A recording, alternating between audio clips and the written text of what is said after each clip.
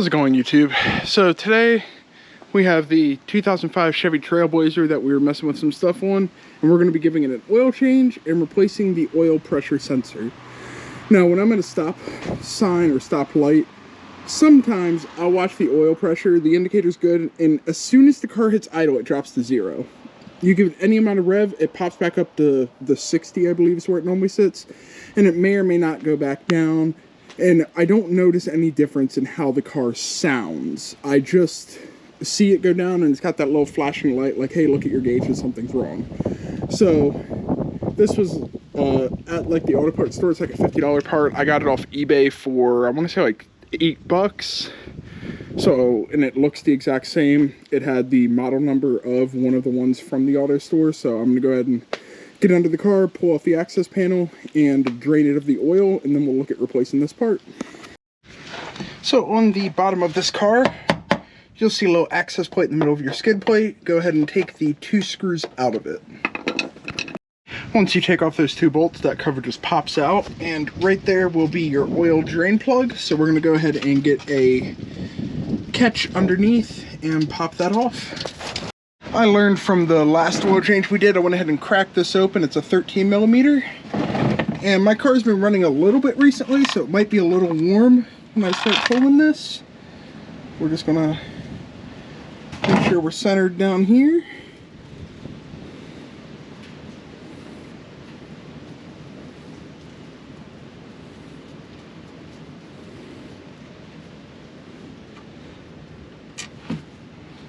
Just go and let it drain. And once again, we'll give this a couple minutes to totally drain out. So at this point, it's pretty much done draining. It's a windy day, so as it's getting to like that last little dribble, it's blowing it this way, and then when it's not blowing, it needs to be pushed back, and it's just made a mess. But the oil filter is like up in the front passenger side corner. You can reach up and feel it. You might be able to turn it off by hand. If you can't get it off by hand, you can take this skid plate off with the four bolts, it looks like, that are also 13mm. Go around, drop that out, and you'll have much better access.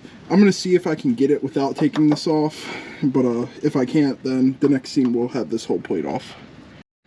So this is going to get really messy for me. As you can tell, I took off 3 of the 4 bolts of that skid plate and just swung it around, left the rear bolt just loose. I could not get this off, so I'm driving a screwdriver in from the side, which is pierced the filter, which is why you see oil coming down. But I'm going to go ahead and drive that in a little more so I can spin it with that. I'm just having my hand coming up under or between the lower control arm here, but I'm getting oil all over myself. This is not the optimal way to do this, but I'm just having no luck otherwise. So that was a fight. It's all down my jacket too. That shouldn't have been a fight. Don't know why. I did get the oil filter off. It's under there. It's draining out. But I'm gonna give that a little bit of time. Make sure you put your drain plug back in with a new crush washer if you're replacing it. And I'm going to give that a couple minutes. Okay, so this is the view. This is where we just pulled the oil filter out of. Now, this is your oil pressure sensor.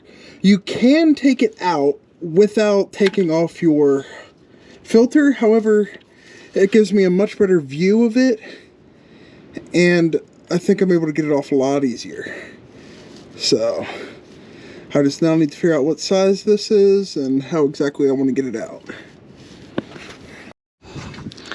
Finally, something that's fairly painless. So I was able to get my pair of channel locks right up there and just slowly wiggle it, and you see it turning on the far side maybe.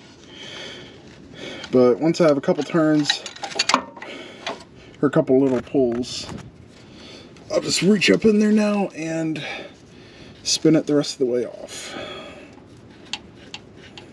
A little bit more oil might come out, but it shouldn't be much. So, okay. Here's our obviously old oil pressure sensor. And we got the new one next to it. Everything looks like it lines up. So we're going to go ahead and put this one in. And once again, it wasn't in there super tight, so I'm not going to put this one in, but just get it in there and spin it in.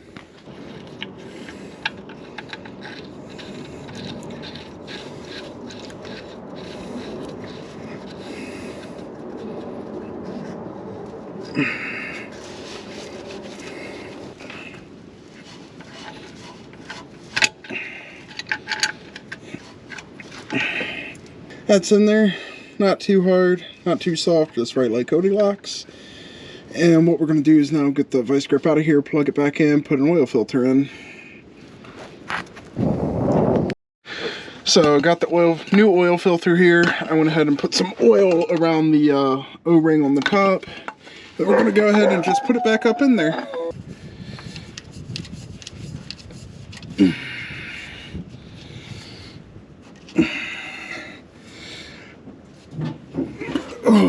Once that's back on, we go ahead and we pull these 4 bolts back around, and we will put these bolts back in.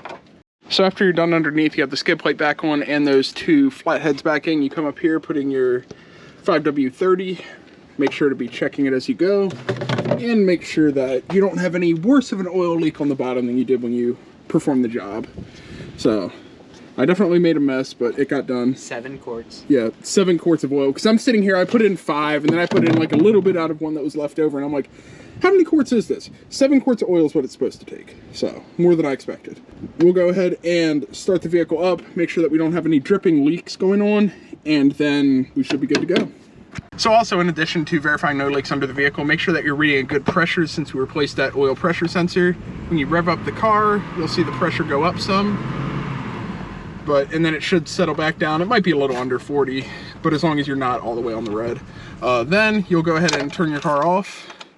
I just took the key out. I don't know if you have to. Put the key back in, turn your car to the on position, and hit your gas 3 times in the first 5 seconds all the way to the floor. And that's supposed to flash. There it goes. And that is now reset. So now when you turn your car on, you're good. So that's all I have as far as this. We now have new oil and a new oil pressure sensor. If you guys have any comments about the process, you guys probably do, considering I had to puncture the oil filter, and I do have a tool in the garage. I found out after the fact that would have avoided that. But go ahead and leave comments below, leave a like, and subscribe. Until next time.